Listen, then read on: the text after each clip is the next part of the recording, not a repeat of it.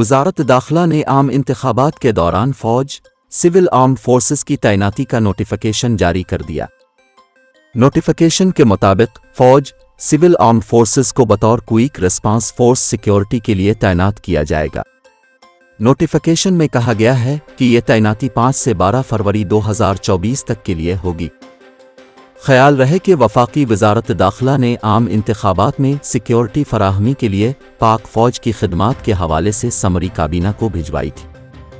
Summary के मुताबिक 2,77,000 पाक फ़ौज के अफसरान व एहलकार इलेक्शन में तैनात होंगे।